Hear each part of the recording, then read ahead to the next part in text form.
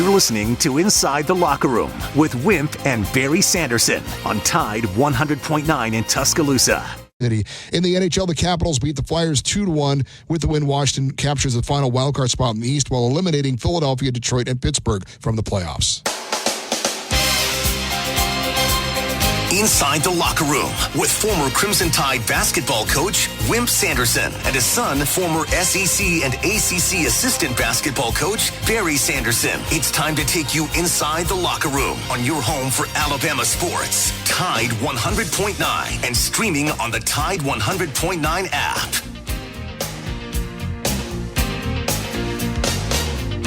Hey, good morning and welcome into a hump day edition, the Wednesday edition of Inside the Locker Room. 205-342-9904 is the phone number if you'd like to get in with us this morning. The X account's at Locker Room 109, at Barry Sanderson, at Wimp Sanderson 1. And email for the show is wimpandbarry@yahoo.com. We talk about the app. Download the app to your smartphone, and you can take us with you anywhere you go. A ton of articles on there. There's a podcast center. If you miss any of the interviews, you can go catch those or any of the shows.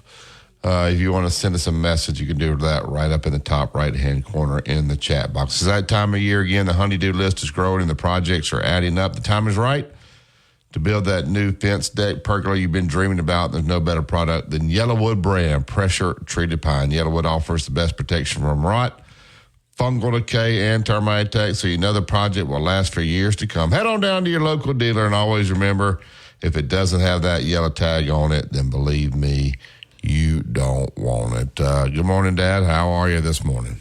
Well, I'm doing okay. If you want NBA stuff, you probably need to turn to another channel, because only time I ever kept up with the NBA is when my players that I coached at Alabama played, so I don't have that, so if you want that, you might better. I got it, so I can. Barry, I have it. So anyway, we got some fake news. We got some real news. McElroy said that that's completely fake, that he's not going to NIL. He's staying NIL. He's not going to LIV. He's not going, so everything's clear there. Pringles decided that he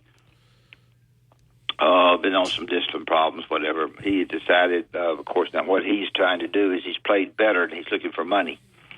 Pringle will join Walters and Parker and Griffith.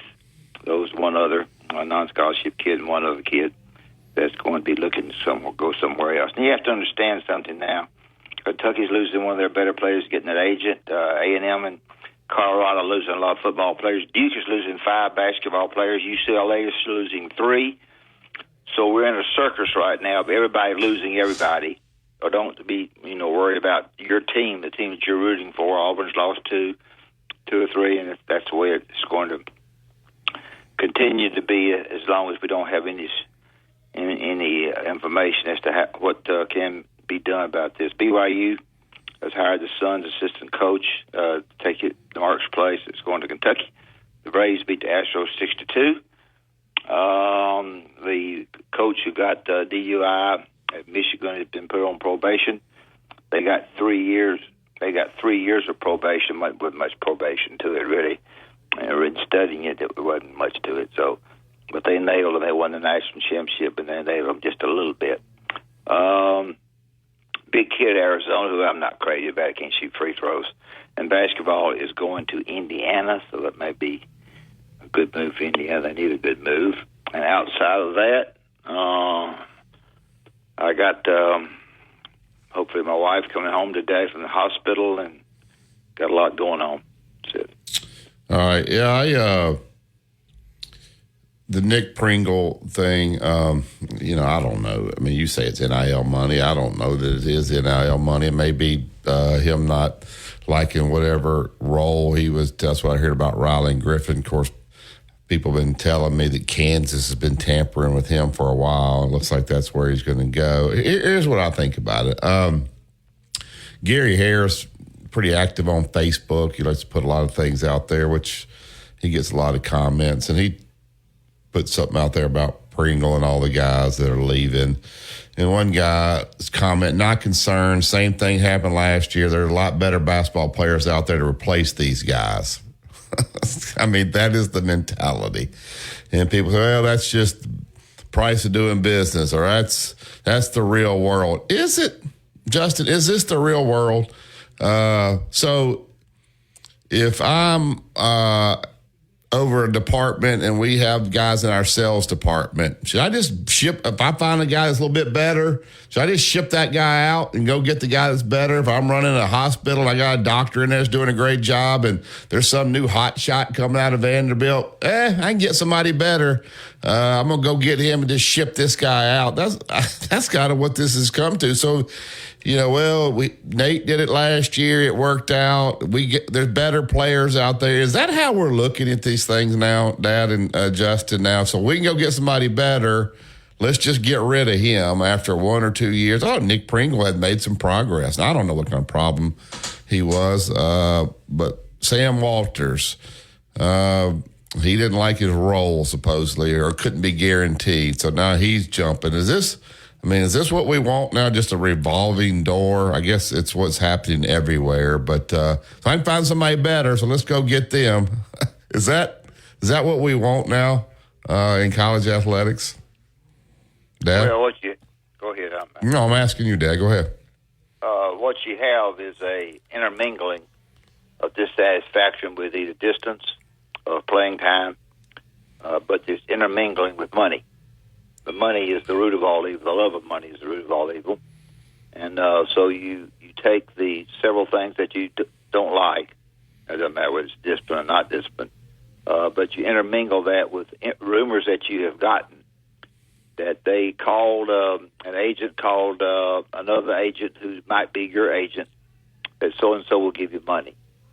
So based on those things that you're dissatisfied with money being the big process in that, then that's what happens. Yeah, but put money to the side. When people say, put money to the side. Well, I'm saying, let him go. We can go get him out of there. We can go get a better player. There's somebody better we can get now because of the portal. I don't think it's always about. You think Nick Pringle's going to go make a bunch of money in the portal? I have no idea. I mean, I don't, Justin. So that's what we've come to now. Well, we can get somebody better, so call him in. Yeah, he's just a freshman. I don't care. Get him out of here. There's somebody in the portal. They want to come. He's better than him. Get him out. Or who you can get, son. Sometimes. But I'm saying if you can always, so if you can go get somebody better, then you just ship the guy out. Just ship him out. I think so. I think that's just the way things are now. Of course, it doesn't make any sense with how things have been in the past, and there's no trail that we're following that seems to be leading to fix it. So when a guy on Gary Harris says, we can get somebody better, he didn't defend right, he fouled. So I don't know what line of work he's in. Let's say he's in sales. And he's doing a good job, but there's somebody that's better. Should they just say, see you? You're out. This guy he's selling $50,000 more. You're gone. For the athlete himself, it's a look at where the money is. For the athlete himself, before he decides to leave, it's a look to see where the money might be. And the rumors fly out that are not true, and some are true. If Kansas has been after Griffith all this time, maybe that's true, maybe it's not. I have no idea. But behind the scenes, nobody ever has enough money. I know, but I'm saying, do you think this is with Nick Pringle and Sam Walters? Is this a money decision? I mean, they're going to be lined up to give those two guys a bunch of money. Because Griffith left, Pringle decided to leave because I'm just as good as he is. He says, and I got better. I don't know. So we've put a system in, and I know you don't agree. We've put a system in place now. So when you have your end of the season meetings, if you don't hear what you want to hear, hey, what's my role going to be? And the guy that's honest with you and says, hey, I mean, it might not change. It might be the same. We got this guy coming in, that you can just walk right out of the coach's office, right down to the compliance office and put your name in the transfer portal. The big defensive player at Ole Miss didn't eat enough hot dogs and he left. Who's that? Big lineman at Ole Miss left after the game the other day. His hot dog eating wasn't as good as the others. No. It's like Caden Proctor. He got there to Iowa, and then he started practicing with those guys and looks and, man, this ain't nowhere near Alabama. I'm going back. Let me get the money, and I'm going to go back. I think Caden Proctor was was not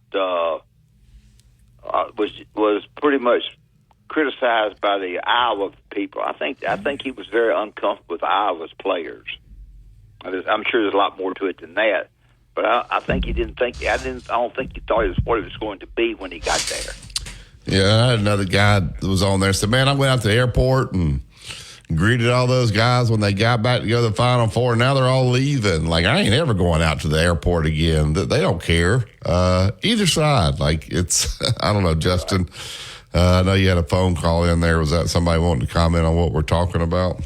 No, I was just checking with Coach Stallings to make sure he could be on, and he said he will be good to go at 7:30. Great. All right, well, good. But I think you're right, Barry. I was hoping. I got a couple of good questions for him, so because he was one that recruited Steve. So yeah.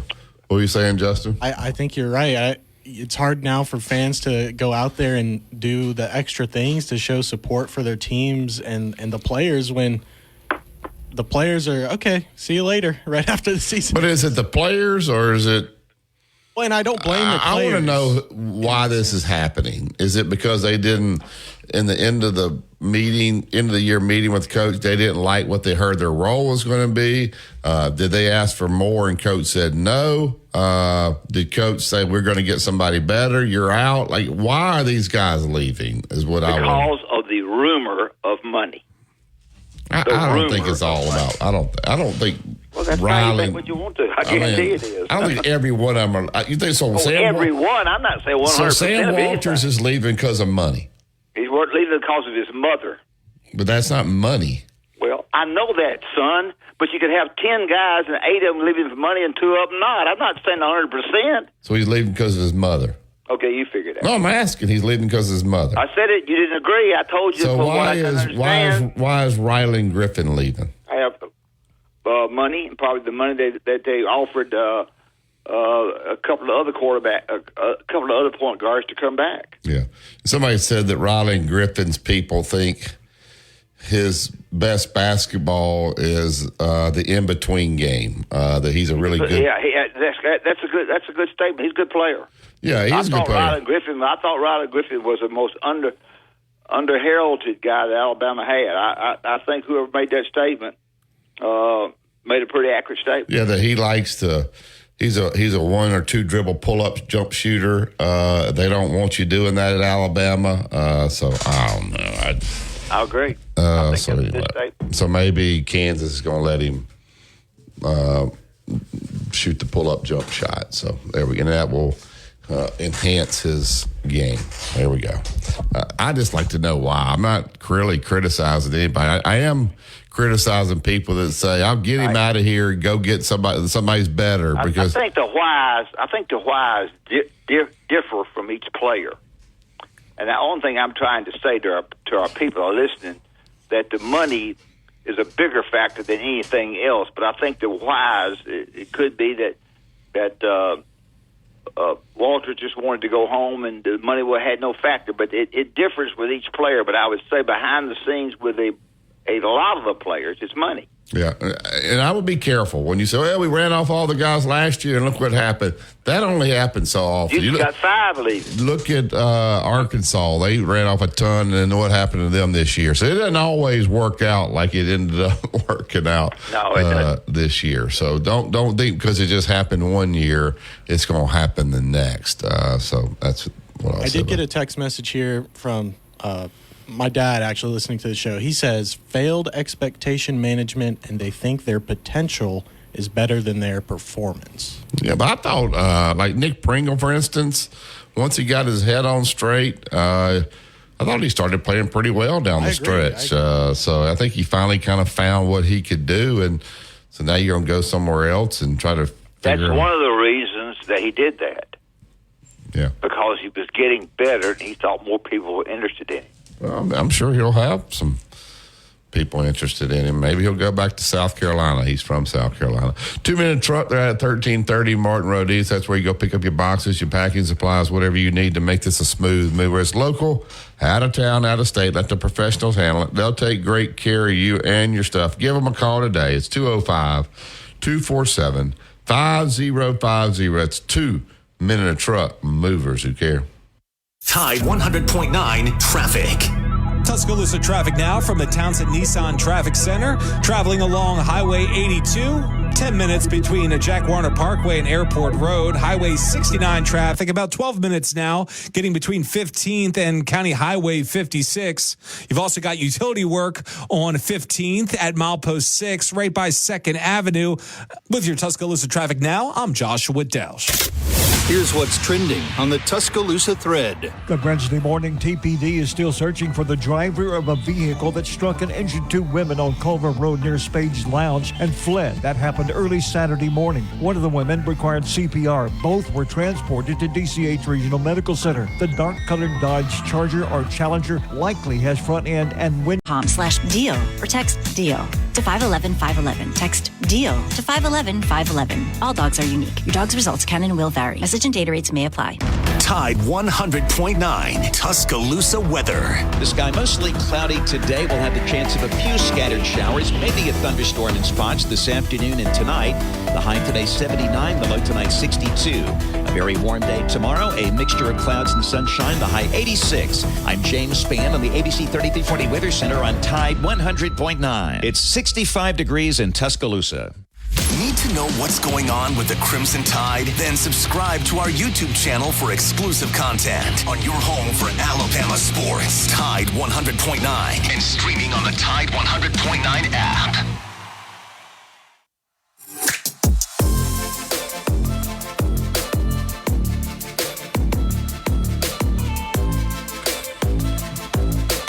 Yellowwood pressure treated pine from Great Southernwood.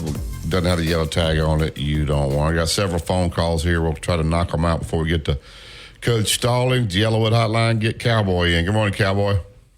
Hey, Cowboy. How you doing, Barry and Coach? We're good. Hey, Barry, this morning I woke up a little early and I watched that Ole Miss spring game. That was fun to watch on TV because it was entertaining. I thought it was kind of like I think Kiffin took it after kind of the NFL Pro Bowl approach. They had Joey Chestnut. The crowd was involved, eating hot dogs. I mean, hot dog contest. I don't know how you liked it or your dad, but I kind of thought it was fun. I mean, make something that's kind of monotonous, just going through the motions. Looks like the guys were having fun. What did you think? Did you see I did. I know you talked about it. Yeah, I didn't watch it. I mean, I know they had a dunk contest and a hot dog eating contest and maybe tug of war or something. So then a 7-on-7 with no pads. I don't know what if it was to have fun. Also to keep people out of the portal because they wouldn't really know what their role was because you didn't really play a real game. Who knows what Lane Kiffin was thinking there? But hey, if you liked it and other people liked it, then I don't think these spring games mean that much anyway. So more power to them. They did it at Alabama. Huh? What's that? They did something. They did a little bit more at Alabama. Yeah. Yeah. Yeah, but you hear everybody ranting and raving about what kind of team we're going to have based on what they saw in the spring game, and that didn't tell you nothing, Cowboy. No, spring game. I do think Alabama offensively is going to be better. Offensively. I don't know about defensively. They were probably holding back, but there's a lot of offensive talent. And that wide receiver, Jermaine, that transferred from Washington, now he'll go up and get a football. He'll take a lick. Well, they're pretty deep in the running back room. I mean, they got some really good running backs. Of course, it doesn't take a genius to figure that out. But they got the old out and kept the young kids in, and these young kids are good. Why do you think that Trey Amos transferred to Ole Miss from Alabama? And, in some ways, he might have been better. I mean, I may get abused for saying this, than Kool-Aid McKinstry because he came in that Georgia game and played lights out when Kool-Aid got hurt there in the first half for concussion. Where he's a pretty good defensive back.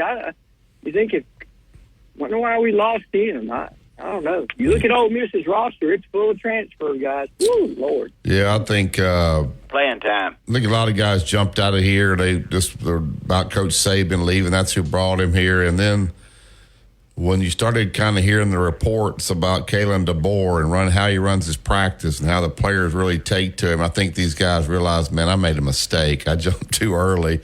These guys really seem to enjoy Coach DeBoer. He's got a different style than Coach Saban. It's more of a friendly style. He's very positive with these guys. He calls and he checks on them. It's not saying it's right or wrong or better or anything like that. It's just different. And the guys that are here seem to really be enjoying it, Cowboys. So I think some of those guys that left said, man, that was a mistake. I should have stuck around. Cowboy, the ones that left didn't like his music. Oh, yeah. Yeah, they wanted some old John Wayne Western music, Coach. There you go. All right, my man. Hey, go ahead. All right, but yeah, I think after reading some of this stuff, maybe my attitude's changing on the board. Maybe a Saban disciple wouldn't have been the right call. Well, it'll change back tomorrow. Yeah. They're loving they're loving Mark Pope too. He's a lot different. So people like different. They like change. It'll change back after the first loss. There you go. Thank you, Cowboy. All right, back to the Yellowwood Hotline. Get Phillip in. Hey, Phillip. Hey, good morning, gentlemen. I think Pringle probably made a pretty good decision for himself. I think if he can work on catching passes, gathering the ball in, collecting himself, and not bobbling passes that are wide open, beautiful passes, that's going to lead to him to be a more productive scorer and catch some people's eyes. I think athletically, he can jump out of the roof. He can block shots. He's got a pretty fun personality when he's got things going, right mentally. I think he made a good decision for himself. I wish him a lot of luck. And he works on his hands and all that, man. He can make a lot of money.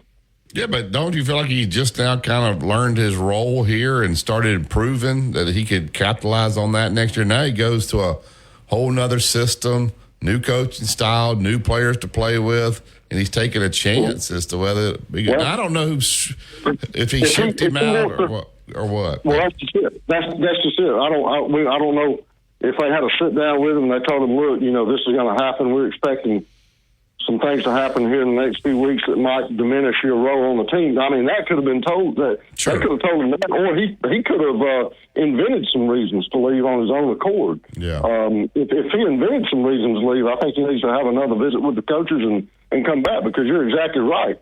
Development, he started turning it on here in the last 2 weeks. You just don't know off the court. If you don't fly out there with the team, then you were suspended during the season. There was a lot of problems there as well. So maybe they got tired of dealing with it. Who knows? At the end of the day, we're all speculating. So yeah, but this isn't the first time he's left. He started out at Wofford. Yeah. So anyway. All right. Thank you, Phillip. Y'all have a good one. See you. All right, back to the Yellowwood Hotline. Get Tom in. Good morning, Tom.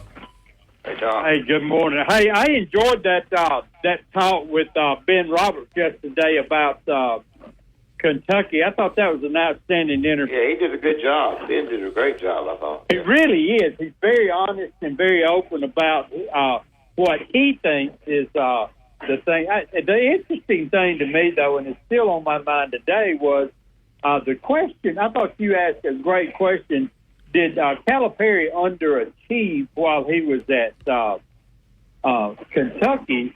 And his thoughts were that he didn't, and I thought he gave good reasons for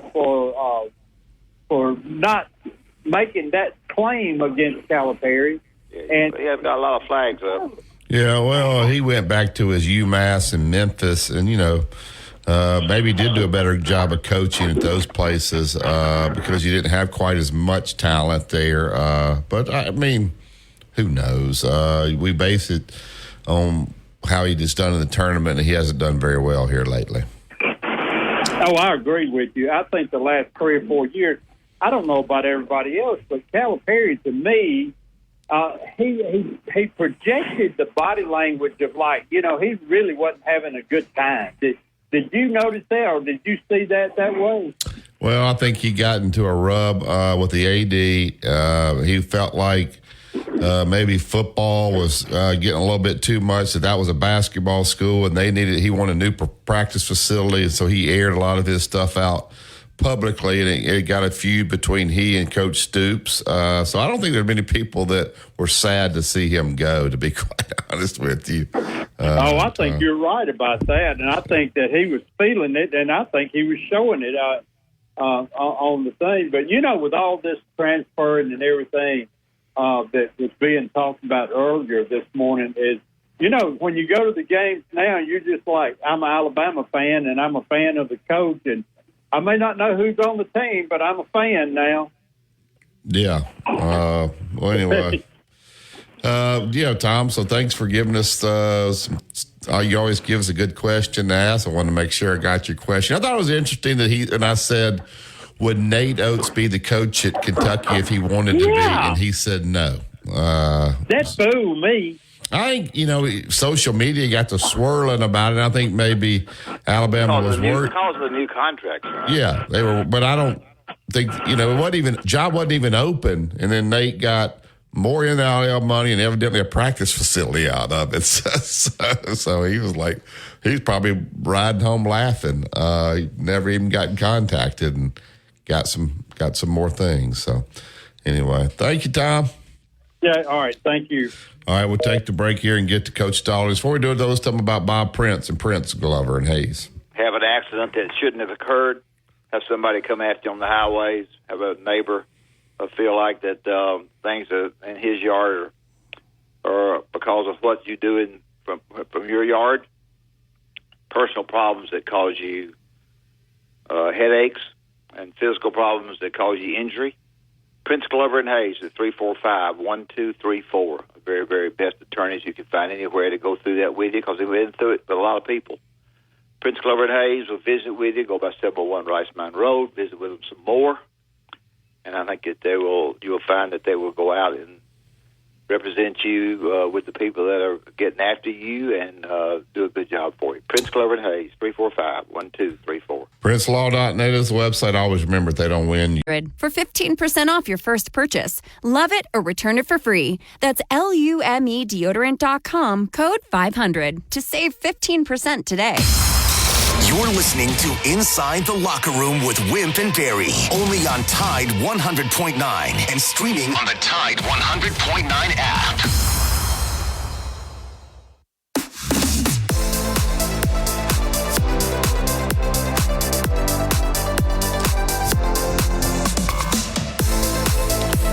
Well, welcome back to Inside the Locker Room. Pressure treated pie from Great Southern Wood. It doesn't have a yellow tag on it. Then believe me, you do not want it. All right, we'll get right to the Yellowwood Hotline. It's always exciting to have Coach Stallings on. I know he means a lot to our family. He's been great to us, a great man. We love having him on. Dad, I'll let you bring Coach into the show. Well, I'm glad that Beeves feels like being on, and I got a couple of questions for him before you take over, Barry. Okay. Beeves, how you feeling? Well, I'm fine. Tell me real quick how Nettie is. She's better. She's coming back from the hospital today. Thank you. Going home today. Coming back from home. Going home today, I hope. So well, I appreciate you asking. Thank you. Coach, when we get off, say a prayer for her because Dad's going to be her nurse. Would you want him to be your nurse when you were going home?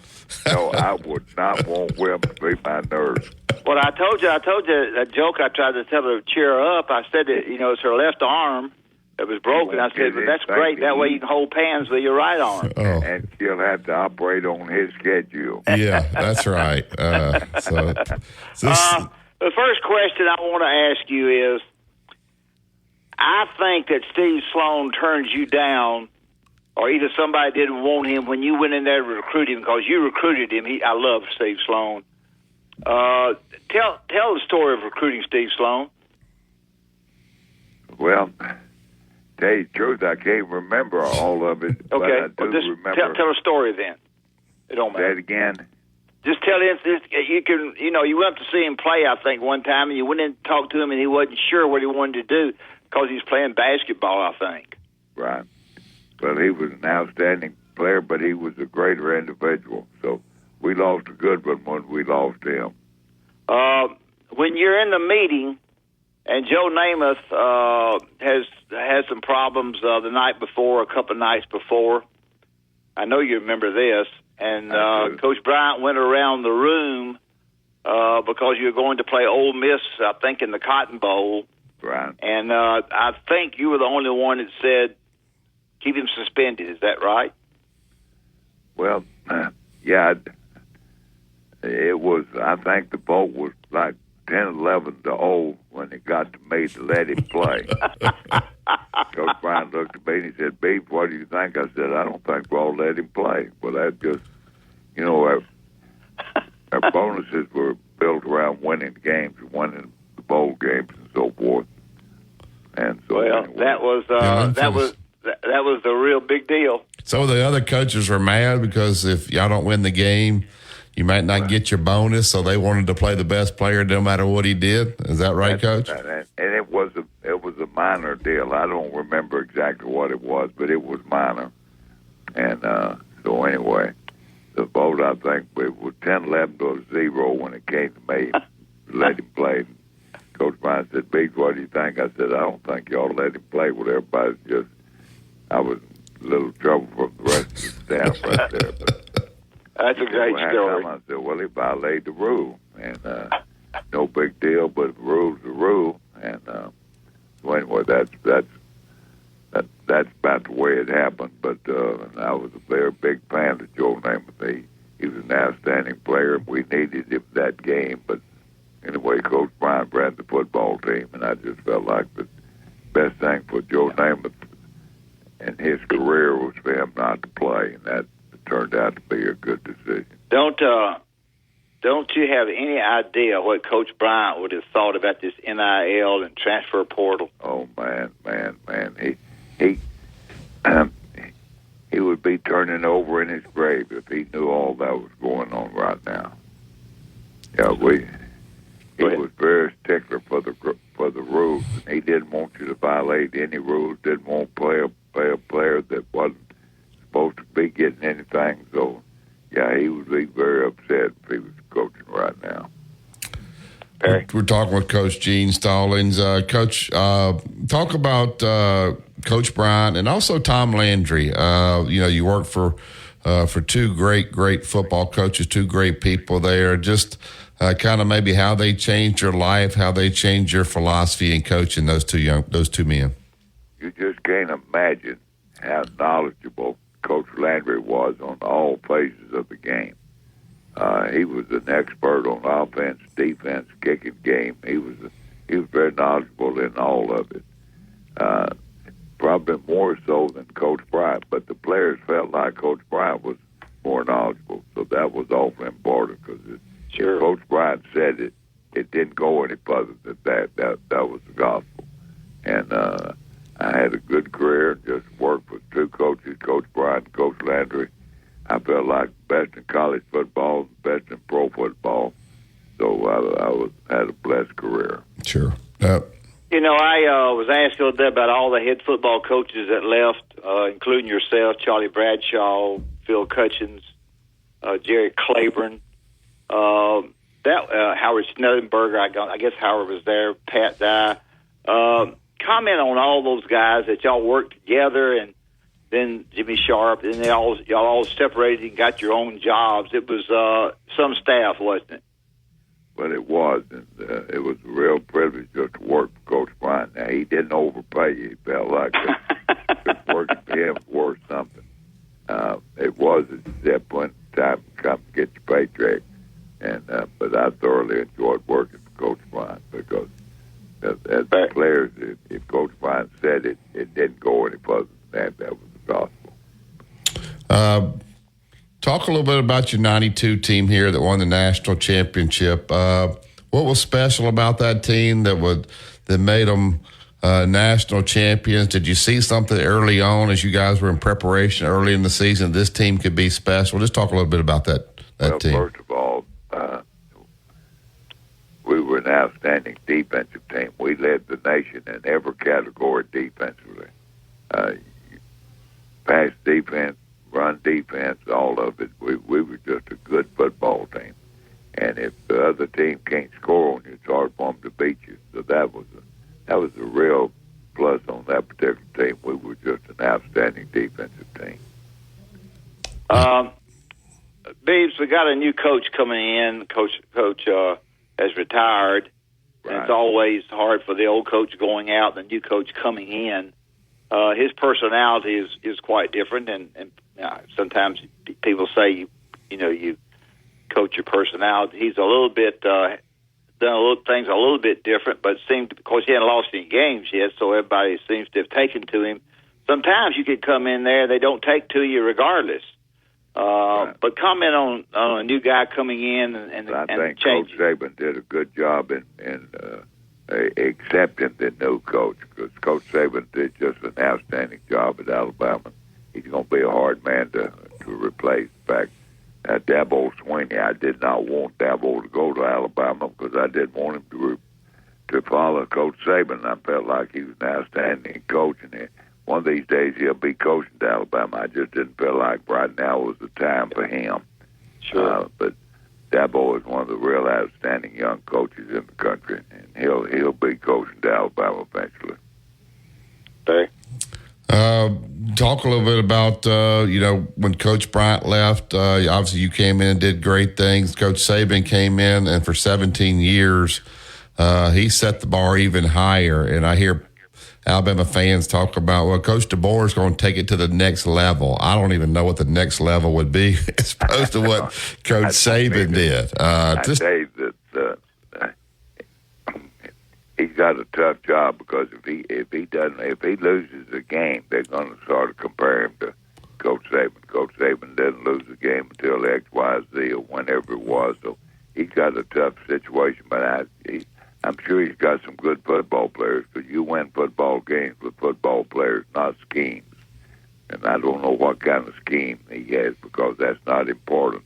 What kind of football players they have at Alabama is what's important. That's going to be the difference in him winning and him losing. Yes, sir.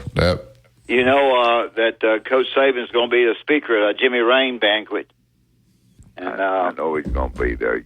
You'll be there too, and you'll be telling your little jokes, and we'll all be laughing at it, whether or not it's funny or not.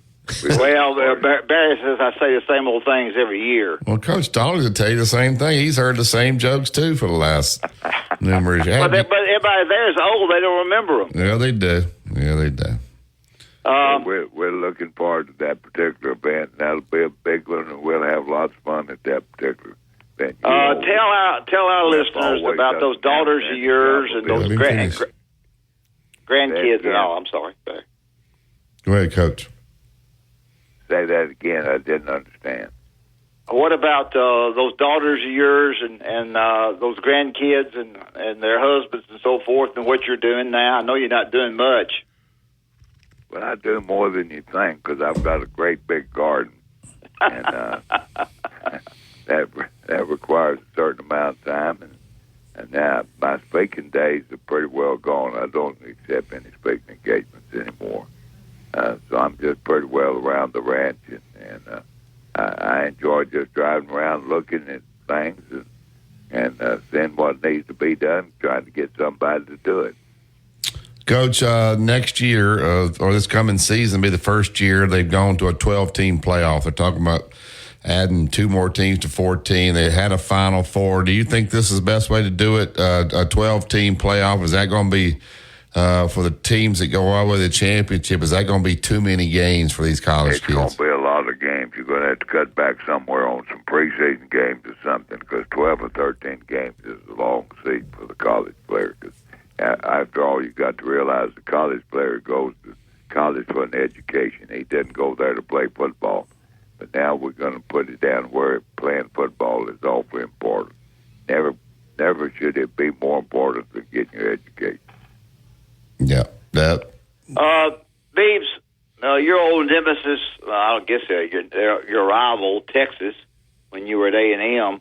Texas and Oklahoma are coming into the league, making a 16-team league. Never in my life, when I was there, it was 10-team league. You too. And going to 16 teams really screws up the other sports, because it's hard to schedule. And I don't think that the scheduling in football may be what the fans think it's going to be. You're liable to go 7 years before you play one of them. Right. I think they're going to end up going to a 9-game conference schedule. I'm not sure about that. But your thoughts on Oklahoma and Texas coming into the SEC? Well, I think the SEC is an outstanding conference, but I think that will add to the conference, because they've got outstanding players and they've got outstanding reputation. So I think he'll make it a better conference, but it was a good conference as it was. It's just a matter of how many teams can get in. Well, yeah.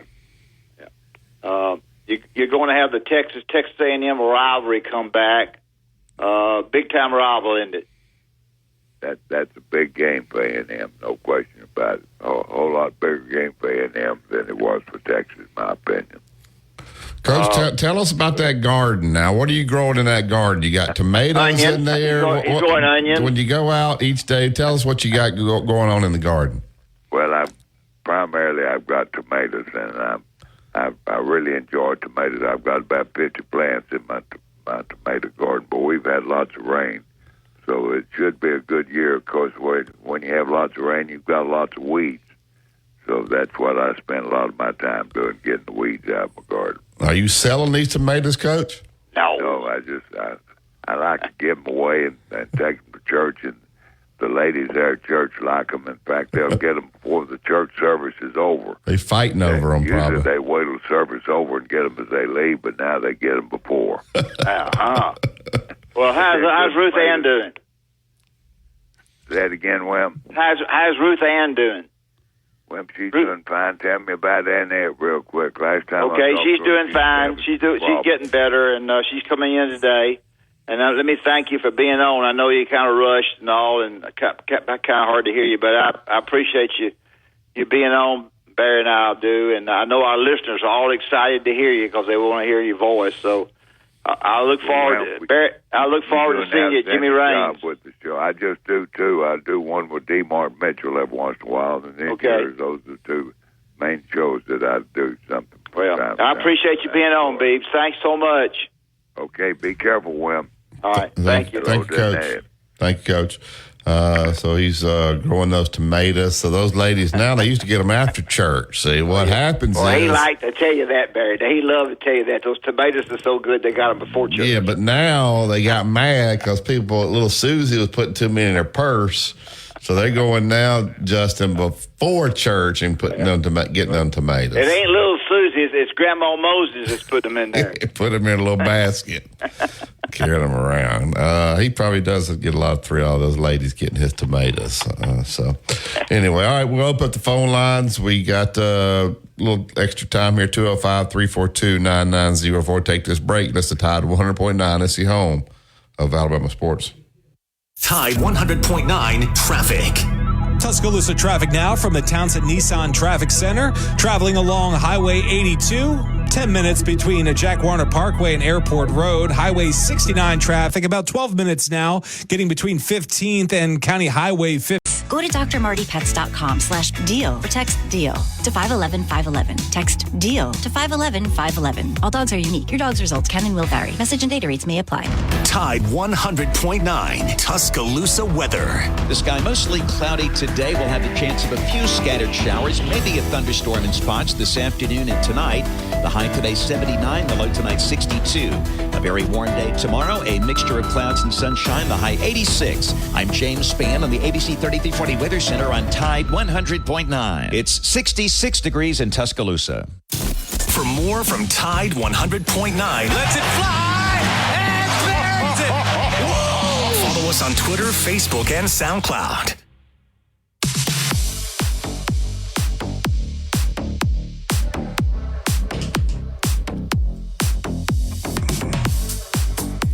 Pressure treated pine from Great Southern Wood. You want to build the 5-star backyard. There's only one choice. That is Yellowwood. Go to yellowwood.com to find the dealer that is closest to you. I went out last night, guys, to watch UAB in Alabama baseball.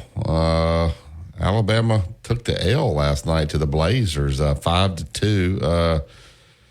They scuffed it around a little bit the first inning, gave up 2 runs, Alabama did. But then Alabama came in and hit 2 home runs in the first inning. Justin LeBron and the leadoff hitter, his name's just left me, but hit home runs. So I thought, man, this is going to be a long night. But I tell you what, UAB's pitchers came in and shut them down and for the rest of the game. And so UAB ends up winning that game 5-2. Alabama will take on not only last week did they play the number one team in Arkansas, but since they beat Arkansas, they're not number one anymore, and now they get to play Texas A&M, who is the current new number one team. That series starts tomorrow, actually. So it'll be Thursday, Friday, Saturday, Dad. But after you beat Arkansas, obviously in the midweek, Alabama didn't pitch a bunch of guys over the weekend because their staff did really well. So they threw a lot of guys yesterday. But sometimes it's hard to bounce back when you have a big win like 2 out of 3 out of Arkansas to bounce back and play UAB. I guess UAB was probably a little more excited to play Alabama than Alabama was UAB. Hey, how good is Alabama defensively? They had some problems there. Their pitching's hurt them some. They got a freshman that pitched against Arkansas over the weekend, Zane Adams, that threw 8 shutout innings. They've lost a couple of guys. Obviously, Riley Quick had surgery there, so they've lost him, who was going to be the Friday night starter. But they played okay last night defensively, but just couldn't get the timely hits. They only had 5 hits, like I said, and they hit 2 home runs in the first inning. So. All right. Well, the team's got a chance to be pretty darn good in the league, though, don't they? You think overall, I know beating Arkansas was big, but how good is the league? Do you know yet? I think the league is terrific. When you take LSU, who won the national championship last year, and they're 3-12 in the league. Auburn, really? Yeah, they're 3-12. Auburn is 2-13 in the league. Nice. Kentucky's only lost 1 game. Tennessee's doing well. Mississippi State's better. Auburn's got to travel over to Mississippi State. Obviously, Alabama has Texas A&M coming in. Vanderbilt, they're around 8-7. Vanderbilt's usually a little bit better. But if you're close to 500 in this league, then you got a chance to host. So I would think Alabama will have a chance to host if they can keep their winning ways. Auburn's on the outside looking in. They may not even make the SEC tournament. So one other thing I want to ask you, Barry, do you feel like that there's going to be as much or some or a lot of transferring going into the transfer portal out in baseball? Yes.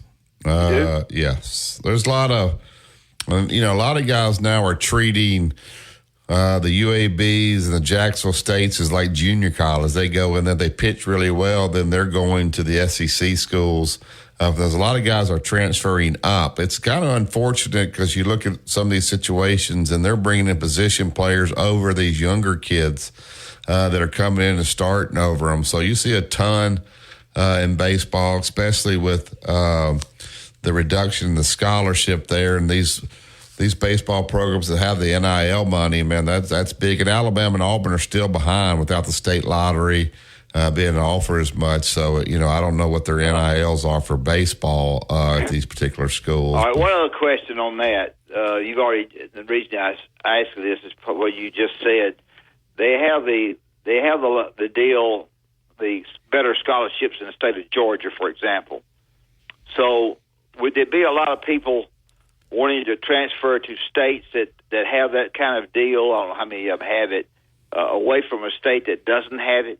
Well, for instance, in Georgia, they have the Hope Scholarship. So if you have a certain GPA there, you're within the state, then you can go to Georgia for not very much. If you're in the state of Alabama and a Louisiana school wants you and you have like a 21 or 22 on your ACT, you can get in-state tuition. So that's a big. So Alabama doesn't have that. So like if you have a certain GPA going into Mississippi State, you can get like $10,000 immediately. So these kids will leave and go to. One of the best players in Alabama is going from Bob Jones is going to Mississippi State. He can get a better deal going to Mississippi State than he can going to Alabama, his own school here. So people don't understand these. That's a real key. These baseball coaches here in the state, hands are tied. So anyway, it was interesting last night. We'll see if they can bounce back against Any Texas. kind of crowd there last night? Not terrible. The weather was absolutely gorgeous. It was cool, not cool, but in the 70s. So they had a decent little crowd. I don't know what they what they listed. Let's say they listed, that's not on here, but it was fun. Yeah. And I highly recommend going out and watching Alabama baseball. It should be a great series starting tomorrow night. We'll take this top of the hour break. We'll check with Justin, find out what's going on with Tuscaloosa Toyota. You listen to Tide 100.9. It's the home of Alabama sports. Or return it for free with Lume's 60-day money-back guarantee. That's LUME deodorant.com, code 555 to save 15% today. It's the Tide 100.9 30K Workday Payday. Woo! Win cash every weekday 8 to 5. Here's this hour's cash code. 155. Again, that's 155. The code is 155. Enter that code now on the Tide 100.9 app. Click on the 30K Payday button and enter the code for a chance to win $30,000. From the Fox Sports Studios in Los Angeles, here's Eddie Garcia. In the NBA, postseason action got underway with a pair of playing games out west. In the 7-8 matchup, the Lakers beat the Pelicans in New Orleans 110-106. Anthony Davis, despite some back issues, played in the game. He had 20 points and 15 rebounds for LA, and LeBron James led the Lakers with 23 points. New Orleans star Zion Williamson had 40 points before leaving late with a hamstring injury. His status going forward is unknown. Lakers are in the 7th seed in the West. They'll face the number 2 seed, the defending champion Denver Nuggets, in the first round. In the 9-10 matchup, the Kings beat the Warriors 118-94. Keegan Murray had 32 points. De'Aaron Fox 24 points to win for Sacramento. Golden State Steph Curry had 22 points in the loss. Klay Thompson had no points as Golden State's eliminated. Sacramento will face New Orleans. The winner gets the 8th seed and will take on the top seed Oklahoma City. NHL Capitals beat the Flyers 2-1. Washington captures the final wildcard spot in the East while eliminating Philadelphia, Detroit, and Pittsburgh from the playoffs. Inside the Locker Room with former Crimson Tide basketball coach Wimp Sanderson and his son, former SEC and ACC assistant basketball coach Barry Sanderson. It's time to take you inside the locker room on your home for Alabama sports. Tide 100.9 and streaming on the Tide 100.9 app.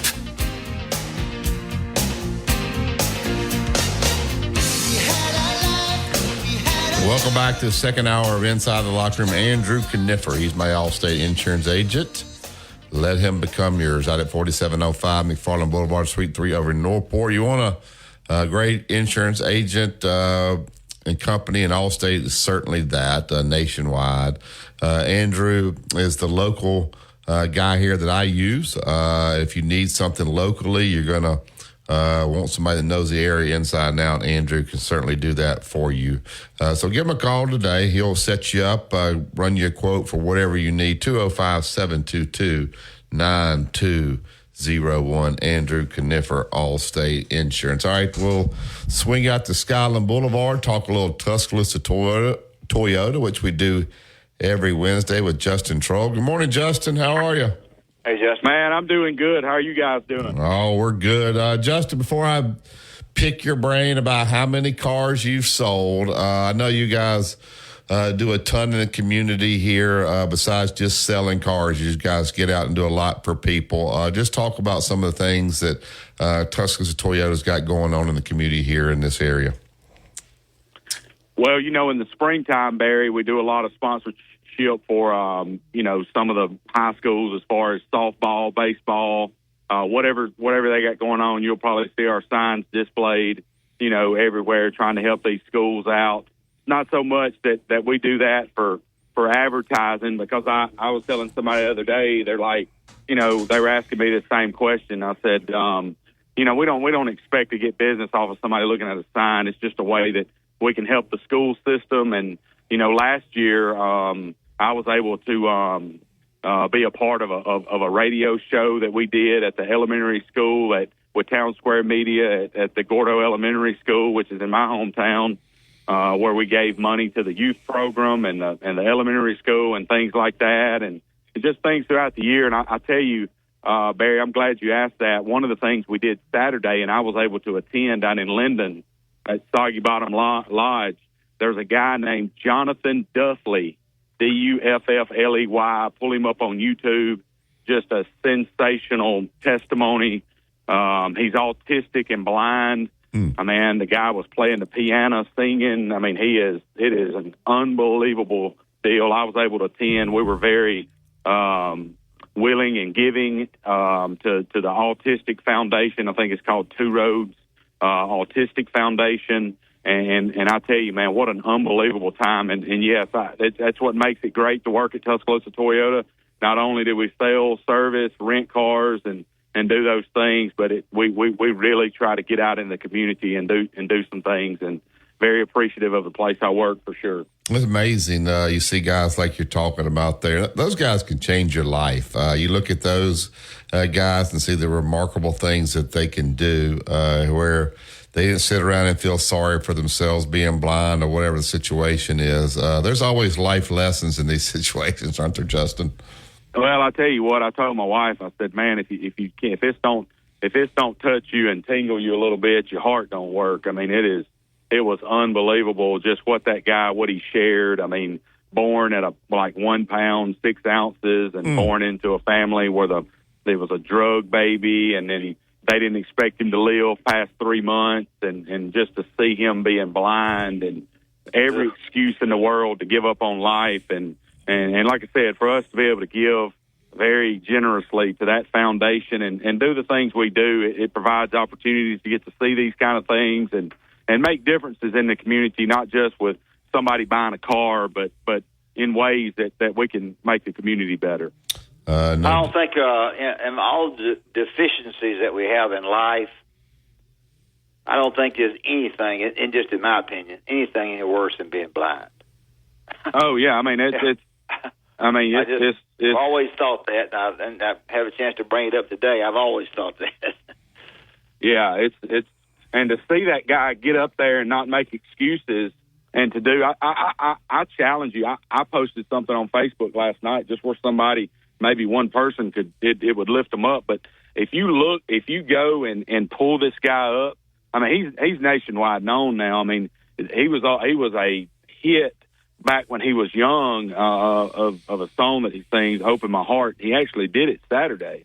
But man, if you'll go on there and just spend about 5-10 minutes looking at his page, his story, the song he sang, I mean, it is unbelievable. And I'm just glad at Tuscaloosa Toyota we get those opportunities because, you know, it makes a difference. Yeah, no doubt. If Kalen DeBoer, if you're listening, Coach Saban always bring in speakers. A guy like that would be a great guy to bring in to speak to the Alabama football or basketball team, or heck, Northridge, to any team.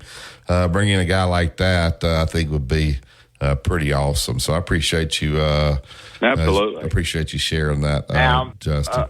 Yeah, my only thought about the automobile today. Uh-oh.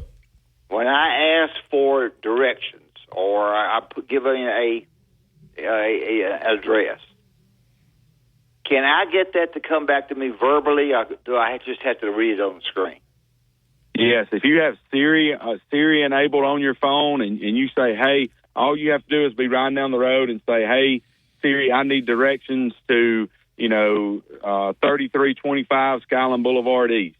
And all she does, just like on your phone, is she talks you through when to turn, what exit, how many miles before you take the next step. For some reason, I'm not getting the verbal stuff. I didn't know whether I had pushed the wrong button or hadn't pushed the right one. Yeah, Siri could be disabled on it. That's probably what it is. Okay. I'm sure Barry can help you with that. Barry ain't gonna help me. That's not Tuscaloosa. I don't even see Barry. That's not Tuscaloosa Toyota's fault. See there. That's his answer. He would say, Siri, send me to Piggly Wiggly. Well, there's like 20 Piggly Wigglies, so they don't know which Piggly Wiggly to send you to. So, it's easy to. Hey, Piggly Wiggly's easy to find in Gordo, Alabama. It's the only. You see the kind of help I get from my son. So you send me to Piggly Wiggly in Gordo, then it would take. You got to give it a little bit more information. See, I told you. I'm giving you help. Say I need Piggly Wiggly and. Thank you. What else? On 280. That's right. Yeah, and then they'll say, well, there's 4 Piggly Wigglies. You'll say, darn it, I don't know which one I need to go to. All right, Justin, where are we on the number of cars this month? It's November. It's April 17th. What's the total? Hey, we sold 100 new cars and 82 used, so we're at 182 cars. Looks like halfway through the month, so setting up to be in the mid 300s, which is a norm for us, which is obviously remarkable good month. So we're on pace to be in the mid threes, and that's a great number. We and I say this, and obviously I don't want to be a dead horse, but the reason that happens is just simply what I say, and I know you thought it was funny the first time I told you. I mean, we're just not in love with anything on our lot as far as wanting to hold on to it and take pictures with it. We want to sell it, so we put the price on the vehicles, make it real easy for you, give you great deals. You couldn't get to 350-something, 60, 70, 80 cars a month without pricing your cars the very best of anybody in town by leaps and bounds. And obviously with that, you got the most unbelievable service department. And so all of that stuff on our used cars gets done before it hits the lot. So hassle-free, easy, and everything's easily done right there at TuscaloosaToyota.com. What we really want you to say is ever since you guys started advertising with us, your business exploded. Why don't we try that? Why don't we try that one week, Justin? I had a guy. I've had people from North Alabama, South Alabama. I will say this: they have called me and said, "Hey, I'm not ready to buy a car right now, but I want to tell you how much I appreciate the things y'all do in the community, and I hear some of the stories, and when I get ready, I'm going to come see you and stuff." So we do appreciate the opportunity to get on here with y'all and talk a little bit about our dealership. They say that because Wimp's got one, I'm getting one. Yeah, he's got a Venza. If he could go in the arena and watch a game and the thing won't run out of gas. That's exactly right. Only the Toyota hybrid can accomplish that. Yeah, no doubt. So it's so quiet, you don't even know it's running. Justin, thank you, sir. Get out and sell some more cars. Appreciate it. Thank you, guys. I'll talk to you guys next week. Y'all have a great day. Thank you. I hope so. All right. So Justin, they do a lot in the community as well, not just selling cars. And we appreciate Justin sharing all that. All right, we'll take the break here. We'll get to our main man, Bill Cameron. We'll find out, is Aiden Holloway transferred from Auburn to Alabama? Really? He's coming to visit this weekend. So he's a McDonald's All-American from Charlotte. I looked at him up. He averaged about 7 points a game, played 20 minutes a game for Auburn, so he'll be in supposedly this weekend. We'll find out what kind of point guard. The guard from Auburn? Yeah. I think Mark Sears is going pro, is what I understand. They say he's going pro. He's not coming back, so that's what my sources tell me. They're usually right. This is Tide 100.9. It's the home of Alabama sports. Tide 100.9 traffic. Tuscaloosa traffic now from the Townsend Nissan Traffic Center. I-20 through the I-59 interchange. Problem-free this morning. If you're traveling Highway 69, it's about 15 minutes between 15th Street and County Highway 50. Flash Sound and get up to 30% off today. See representative for warranty details. Promotion is 20% off plus a 10% senior or military discount. One discount per household. Road tripping, business travel, or bringing your car in for repairs. All great reasons to rent a Toyota at Tuscaloosa Toyota. You can rent the latest Toyota models for a day, a week, or a weekend. Every Toyota rental-car comes with 24 hours roadside assistance and is backed by an entire team of people you know and trust. Rent a Toyota and let's go places. Reserving yours is a breeze at TuscaloosaToyota.com. Tide 100.9 Tuscaloosa weather.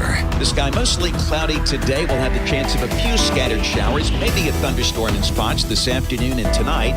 The high today 79, the low tonight 62. A very warm day tomorrow, a mixture of clouds and sunshine, the high 86. I'm James Spann on the ABC 3340 Weather Center on Tide 100.9. It's 67 degrees in Tuscaloosa.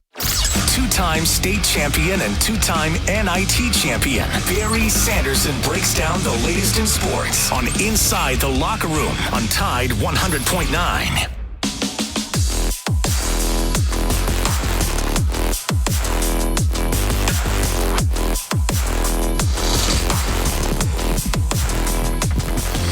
Welcome back to Inside the Locker Room. We'll get right up to the Yellowwood Hotline. He's with ESPN on 106.7 The Drive down in Auburn. Opelika. He's retired as well. I don't know what that means. I'm sure he's probably busier now than he was when he was actually working up at Auburn University. But we always love having Bill on. Good morning, Bill Cameron. How are you, sir? Hey, Bill. Good morning. Pretty good, Barry. Well, now, I don't know how to take that. Does that mean you said I didn't do anything at the at my other job? No. That's what he said. I know better than that, Bill. I know. Yeah, I heard him. I know. Yeah, don't be trying to get me in trouble, Bill. Don't be trying to get me in trouble. No. But hey, this past weekend, son and daughter-in-law were at a wedding in Nashville. So we had a 2-year-old granddaughter, and man, I don't know that I've been as tired as that just after running around after her. I mean, it's great, but my goodness, yeah. But yeah, as a matter of fact, as soon as we get done here, I got to lay a little sod. So I mean, gosh. I still don't feel like I'm completely retired. Good for you. I guess Aiden Holloway is transferred. I know Auburn picked up a guard from Furman. It looks like Aiden Holloway may visit Tuscaloosa. Tell us what you know about that. And obviously, we've seen him play a little bit, but what kind of player is Aiden Holloway? Yeah, it's funny. During the season, as a matter of fact, when Auburn and Alabama played this year, it's funny. I told somebody there along Press Row that he probably would be more comfortable in the system that Nate Oates runs. I mean, he's a guy that really is comfortable up and down the court. He came in with as known as a great shooter, and the Baylor game really shot it well right there at the beginning of the season. Couldn't really find his stroke, and I'm pretty sure that he and his family felt that he needed more playing time, needed to be able to get that worked out, because I mean, it's funny, everybody that got to see him in practice now. I didn't get to watch nearly as much basketball practice because they practice while we're on the air, but the folks that cover Auburn on a regular basis and watched him during practice said he was just a tremendous shooter, lights out in practice, but struggled some during the games. But I mean, he came in as a 5-star McDonald's All-American, known as one of the better shooters in the country, and somebody that really likes to push it up and down the court. So yeah, I can see where he'd be very interested in the style of play that Alabama runs. Yeah, that. Give us an overall overview, the best you can, of where Auburn basketball stands next year. I mean, I don't know who's leaving, who's not leaving. I know the 2 or 3 that are leaving. Is there any kind of feel at all, or they got to get 2 or 3 more guys before it's going to be back like it has been?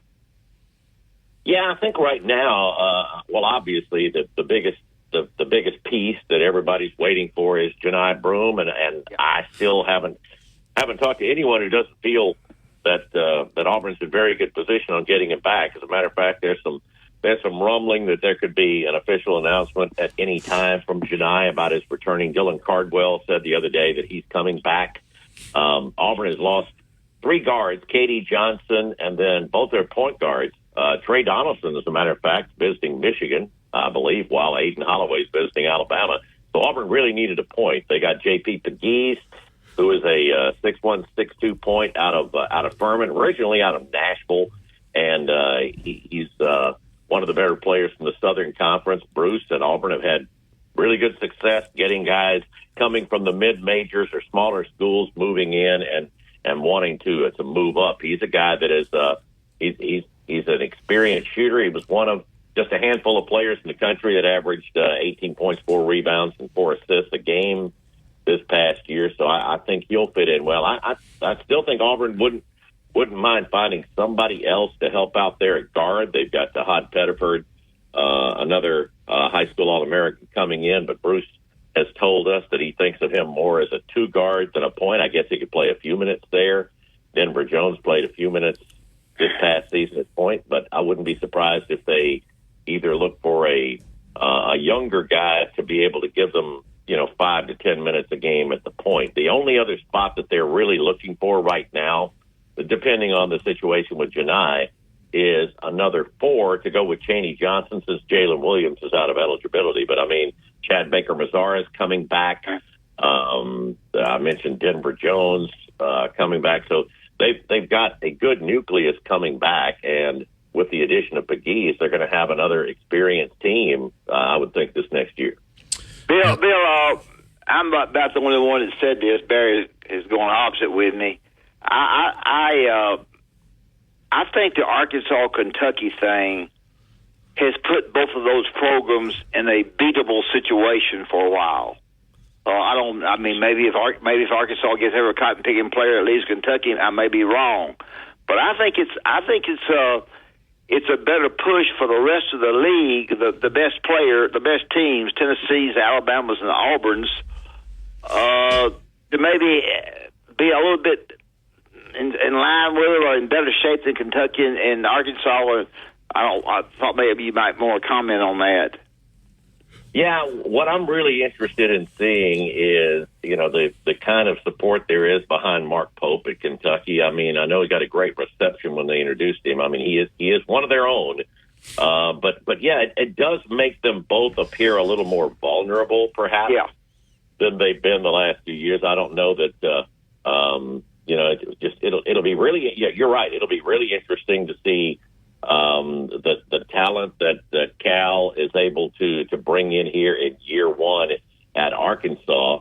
I mean, Kentucky's still going to get players because they're Kentucky. It's just, were they really struggling to try to match NIL? Were they only able to bring them in because it was Cal and because it was Kentucky? That's what's going to be interesting to me with Kentucky. And, just I've talked to 2 or 3 people that said they just never in their wildest dreams could imagine Cal dressed in red yelling Stewie Pig. Yeah, that's going to be interesting to see. Bill, we started the show off. Alabama, coming off a Final Four run, Nate Oates, new contract. You think everything's rolling, and it is. Then you got 5 guys in the transfer portal, and I don't know the reasons, if it's NIL, if it's they didn't like their role, they feel like they've over-recruited them. They can get somebody better. I want to go back closer to home. I don't know how many Auburn has, but I hear the fans say, they talk about the things that he couldn't do, and we can go get a better player. I want to say, how about if they treated your job like that? Like, hey, there's a better sales guy out there than him, so just get rid of him and go get another guy. I don't know. I don't like the direction all this is going. I can just run a guy off because I can go get somebody who's a little bit better, or it's a money situation. It's so easy now for these kids to try. I guess we just have to get used to it, don't we? But just your thoughts about what's going on here. And I don't like it when the fans say that, because that could happen at your job as well. Somebody could just say, we got somebody better, we'll just move him out of there. Yeah, I mean, it is crazy. It's hard to wrap your head around what's going on when players that play prominent roles on a team that made a great run and looks like it's got a chance to do that again. But I think that's just sort of the climate now. I think it's like, hey, the portal's there, you can check it out. It doesn't hurt to go in. I mean, I think that's what a lot of these kids think. It's like, well, it doesn't hurt to go in. I can always come back. Maybe you can if you're good enough. Maybe you can come back. And I think there are different reasons that some of these players, some of them go in. Some of them feel like, hey, I can play a bigger role somewhere. I can be a featured player somewhere. Some of them obviously got to be thinking, hey, I can make more money somewhere else. And then I don't know if we don't know, because there's no transparency in here. You don't know if it's a mutual decision, or if the coaches are saying, hey, you'd be better off going in the transfer portal because we're going to bring somebody in better than you. You just don't know the situation. I was looking at jumping over to a little bit to the football portal. I was looking yesterday at some of the names that were in there, and there's so many guys that have only been at a school like since January that are getting back into the portal. Now that to me is the craziest thing, to see some player who transferred out in December and is transferring back out again because there's no limit on this. I mean, it's I think back to the initial question, I think part of it is just because they can, just because, hey, the portal's there. Let me see what I can get. See if I can get a better deal. Doesn't seem like there's been as many. Maybe it'll hit today or tomorrow. Sometimes it takes a little time to get the kids entered in the portal. Has Auburn had a lot of guys go in this week football wise? They still looking to bring some people in? Where are they portal wise right now? Yeah, I mean, they only had, actually 2 guys officially entered yesterday. One of them was J.D. Rem, who'd already announced it a few weeks ago and sort of left the team before the spring game, so that wasn't a surprise. They had a redshirt freshman defensive end, rush end, and Brenton Wood, who's being he was in a big battle with 3 true freshmen to get playing time behind Jalen McLeod, so he's entered the portal. That's the only one so far. I expect there to be at least another half dozen before it's all said and done. And yeah, I'm a little surprised. I thought that on day one, everybody had been waiting and had decided, because it's hard to imagine that if you were going to go into the portal, you hadn't been thinking about it. Maybe it is just the paperwork, or maybe some of the players wanted to wait till the dust settled after day one. But no, Auburn's looking for defensive linemen. They had a defensive lineman from Indiana in the past couple of days. There's another one of those guys that I was talking about, that Isaiah Rakes was at Texas A&M last year, transferred to Southern Cal in December, and he's back in the portal. Auburn recruited him out of high school, but yeah, I just wonder, I mean, how much confidence do you have in somebody sticking with you who is jumped schools and is looking at their 3rd school in 3 semesters? So, but they're looking for defensive linemen, and they're looking for another wide receiver, which tells me that they're expecting a receiver or 2 to go into the portal, because in the A-Day game, the top 3 receivers were all newcomers, freshman Cam Coleman and the 2 transfers in Sam Jackson and Robert Lewis. So that tells me that maybe 1 or 2 of those receivers who decided to stick around, looking up and seeing that they're not at the top of the depth chart, probably going to get into the portal too. Auburn baseball, not off to a good start. Obviously, in the SEC, 2-13. They find different ways to seem to lose each and every game. The pitching staff has not held up. What's going on there, and what's going to happen with Auburn baseball? Yeah, it's really right now. It's a mess that the guys are trying to fight through. I mean, I thought it was really interesting that. Last night, Auburn played Georgia Tech, who's not a bad team, last night, and jumped out, scored 8 runs in the first inning, and the next thing you know, it's 8-7. Joseph Gonzalez got the start, had a clean first inning, and then just could not really get anything consistently, was a little out of the strike zone. That's been their problem most of the time. But you're right, they're finding different ways to lose. Thursday night, we're at the ball game, and Auburn had a chance to beat Kentucky. They've got the bases loaded, and a routine ground ball to third base gets misplayed. I mean, all the third baseman had to do is catch it, step on the bag, and get out of the inning. Instead, he misplays a 2-run score, and they lose by a run. So it seems like whatever can go wrong, or whatever they can do right now during the slide, they're doing. And now they're also faced with some injuries. I mean, they're 3 of their top hitters in Ike Irish, Bobby Pierce, and Mason Mainers are injured, did not play last night.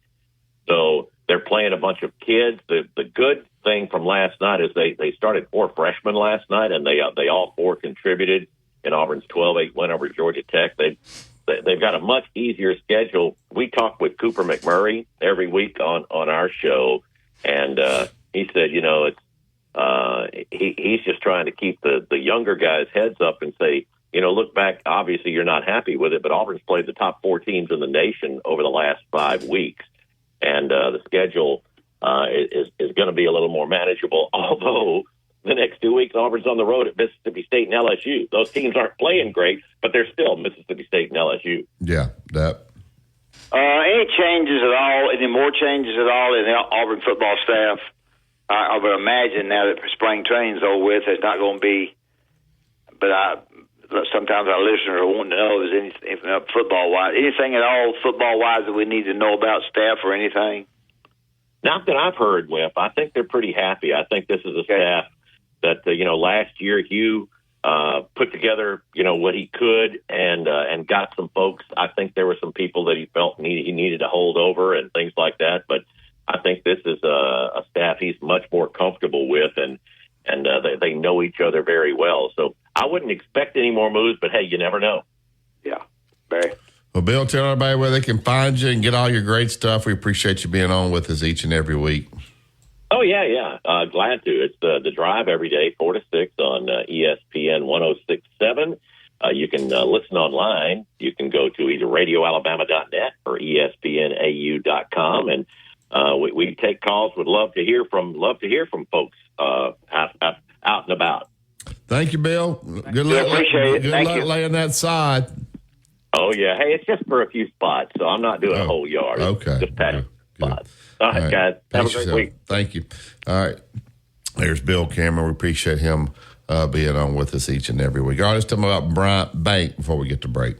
Well, if you're looking for a traditional banking experience, I say it all the time, with a banker who can call you by your first name and invite you to come in and visit with you, then Bryant Bank is a place that you'd be interested in.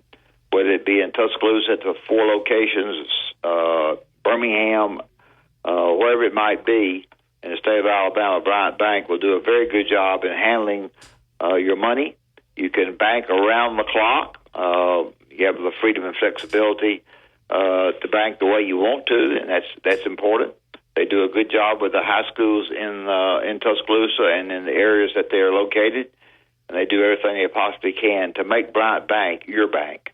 I've told you about several people who have called me and said they were looking for a bank, and they've gone to Bryant Bank and hooked right up. And naturally, I have been a Bryant Bank person for a long, long time. So if you're looking for somebody that's going to give you community service, that's going to know everything about the banking problems that come up, as well as the sad truth of being targeted for fraud attempts by people, then Bryant Bank is the people for you to visit. So go by, visit with them, tell them you heard them inside the locker room, and sign up, and I think you should be very happy with Bryant Bank. All right, we'll open up the phone lines. No more guests for the show, 205-342-9904. We went straight from Coach Stallings to Justin to Bill Cameron, but now we have time to take your phone calls. You guys want to get in. 205-342-9904. You listen to Tide 100.9 and 1230 a.m.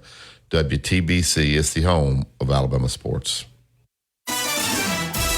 Road tripping, business travel, or bringing your car in for repairs. All great reasons to rent a Toyota at Tuscaloosa Toyota. You can rent the latest Toyota models for a day, a week, or a weekend. Every Toyota rental-car comes with 24 hours roadside assistance. Free. Visit TrueGreen.com for the best lawn at the best price, guaranteed. Restrictions apply. This report is sponsored by Mothers Against Drunk Driving. Follow Tide 100.9 on Facebook today to watch our live shows, read the great articles, and interact with Bama fans today.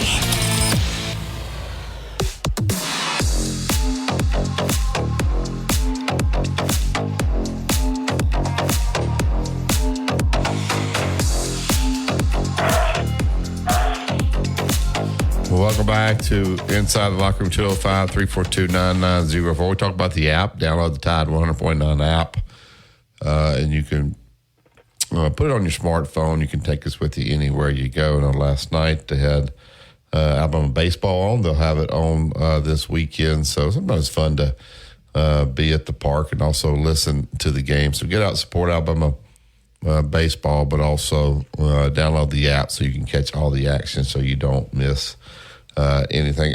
Justin, what's going on with the football? I think these kids that are here now, they've gotten used to this new staff. It's been enjoyable. You don't see many guys. I guess it's a 15-day window getting in the portal. As I've said, sometimes you go put your name in. Sometimes it takes 48 hours to get it in there. What do you anticipate? Is this pretty much going to be ho-hum as far as the transfer portal goes? And is that, I don't know where we are number-wise, and I don't even know if you do. Do they still have numbers to bring people in, even though they may not have very many going out? Or do they need some to go out to have room to bring some in? Yeah, I'm not sure exactly the number. I feel like the last time I heard it, we were actually under, and we've had, of course, we know Caden Proctor is planning on coming back. He entered the portal yesterday and then reported that no contact clause, and said that he's going to enroll back in Alabama. Enroll back in Alabama this summer. And then we also had our second or third string kicker enter the portal. We saw him kick once or twice in the 8A game.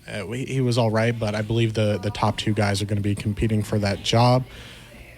From what I hear, there's not really big names that are going to be entering and nothing to worry about. There are some, potentially Elijah Pritchett, as we get Caden Proctor in at that left tackle position, and then maybe some guys on the defense, nothing official yet. Dad, I think this staff has done a good job of, I don't want to say making it fun, but the transition, we've talked about this each and every day, that these guys, it's a different style. They talk about, these guys reach out to them a lot. They're very positive with them. I think one of the guys even said, hey, when the phone was ringing in the past, I think, oh my gosh, what have I done wrong? This time the phone was ringing and he picked it up and the coach said, hey, I just want you to know how much I appreciate you, how much I appreciate your leadership. So it was a different type of phone call to where he hung up the phone and felt really good. And I think it's just a different style there. But these guys seem to have taken to this new staff, and that's important, especially with the portal year the way it is now. Well, I think, one of the words you could say is more enjoyable. I think it's more enjoyable for the players. They don't. Is the work as hard? Probably not. Is it beneficial? Sure. Going about trying to make them better in a little bit different angle. From an angle, generally speaking, when you have this happen, you go from an angle of pretty tough to real tough. The new coach comes in, and he's going to show you a thing or two, and he's going to make it more difficult on you than the previous coach. That happens more so than the way they're doing it now. So I think, as you have said, it's more I've said it's more enjoyable for them. They look a little bit more forward to it. The work maybe not be. It may. I don't know that it's not working as hard. But I think they're trying to get over. I think they're teaching a lot because things have changed. The concern after the 8-day game was the defense, how they played. I think their techniques were not where they wanted them. I don't think their alignment was where they wanted it. And Alabama has been, I think, it's been very good defensively without really getting a whole lot of credit. Everybody talks offense all the time. So I think. I think what I've said is that most of the time when a new coach comes in, he sort of mash. That's kind of the thing I tried to do when I took over, sort of did what I thought was best for us. But this staff has made you feel more comfortable as a player. And as you noted, a phone call saying that they appreciate you rather than fuss at you is a plus for you. And I don't know that it'll make you play any harder. Maybe it will. I think it's. I think at this time of when we have the greatest coach who ever coached the game leaving, which is quite different than just John Q. Coach leaving. This was something probably that was needed, maybe, but.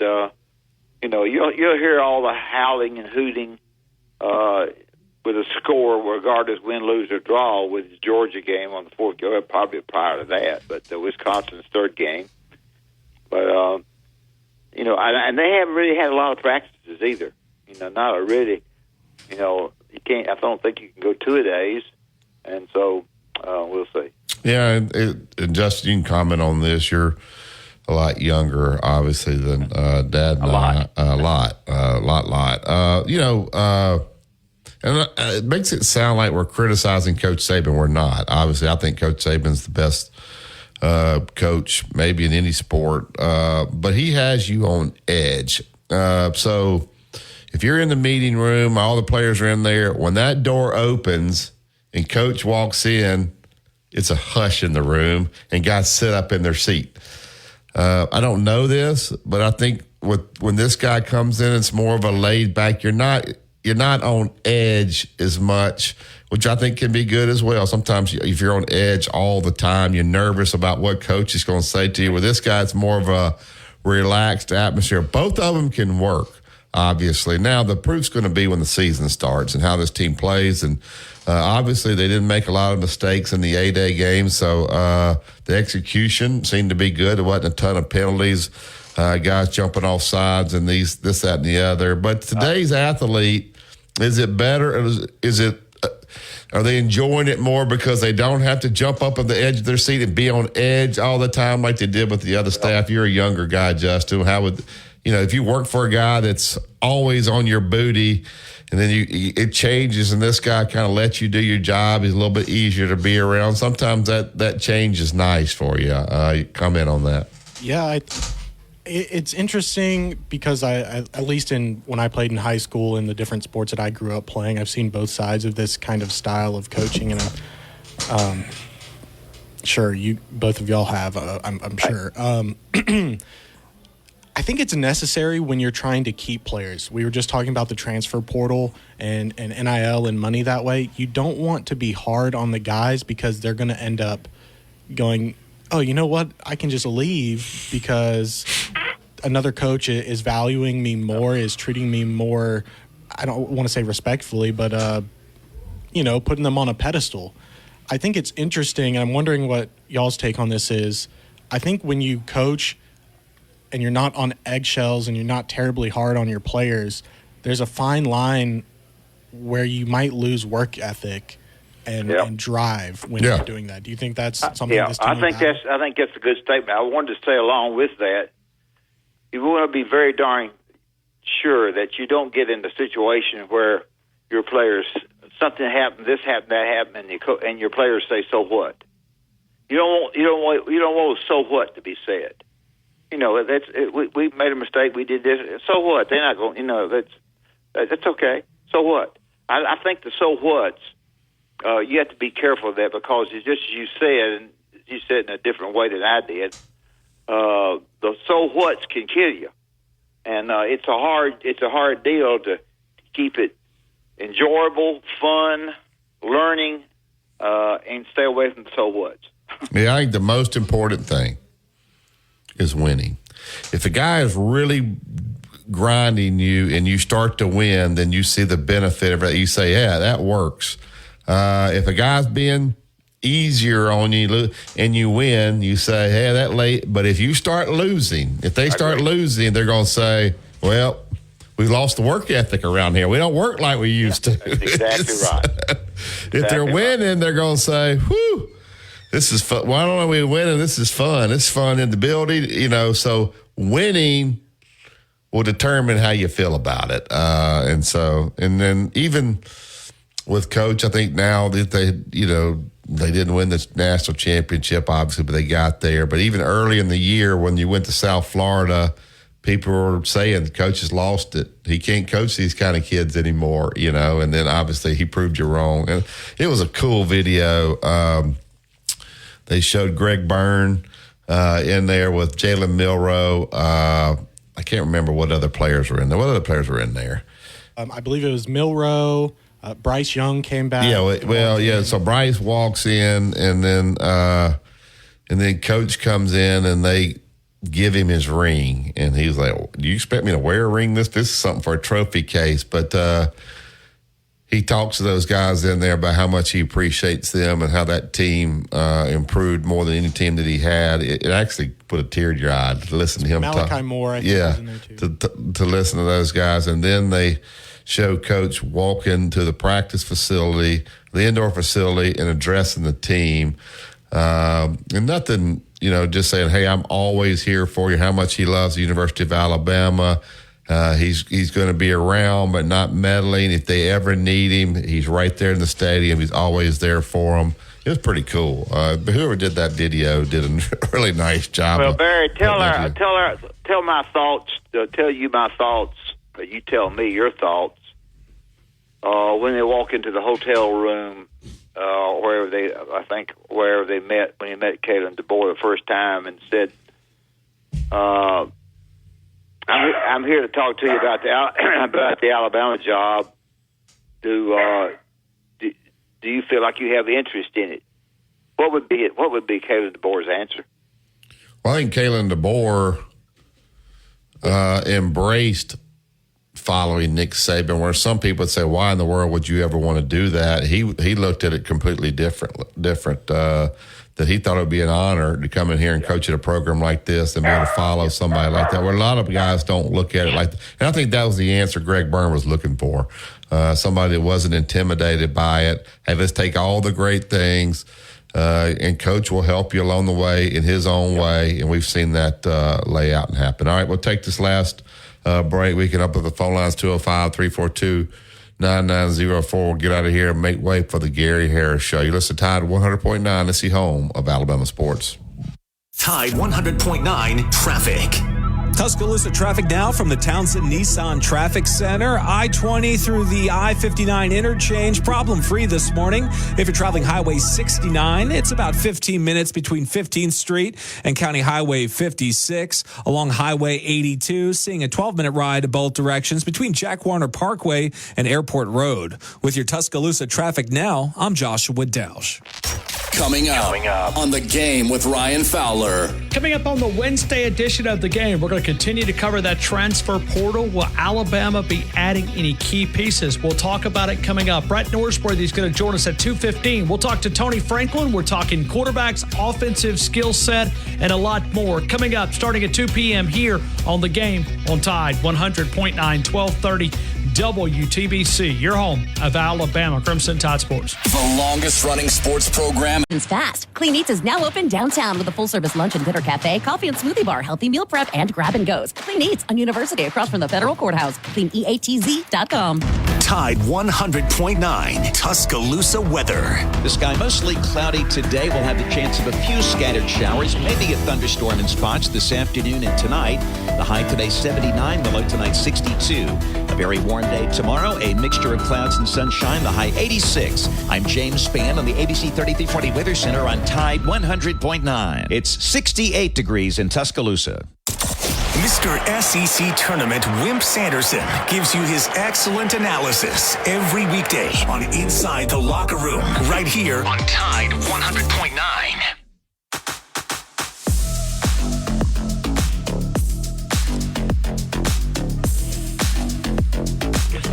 Welcome back to Inside the Locker Room. Appreciate Gene Stallings. Coach Stallings was with us in the first hour. Pretty interesting, what he talked about. Steve Sloan, they went around the room voting whether he would, Joe Willie would play or not in the game. He said it was 10 coaches said play him because their bonus was dictated by winning. So they obviously wanted to play the best player. When they got to Coach Stallings, he said he broke the rule, don't play him. I guess they should have just went to Coach Stallings first. If it was 10-1 and Coach Stallings won, why even waste it?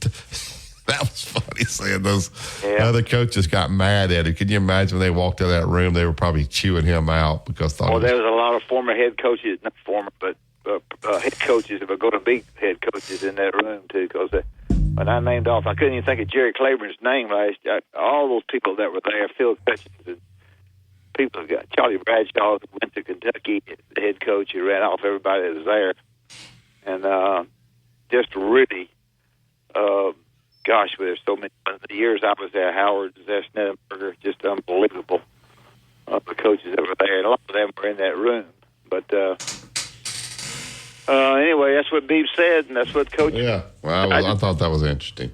All right, we'll get out of here. We'll make way for the Gary Harris Show. Gary's in, ready to roll. We'll be back with you bright and early tomorrow morning at 7 a.m. JC will join us. We'll see if more guys enter the transfer portal for football. Seems like it's a basketball thing now that football's kind of done. But like I said, sometimes it takes a little bit of time to get the paperwork process.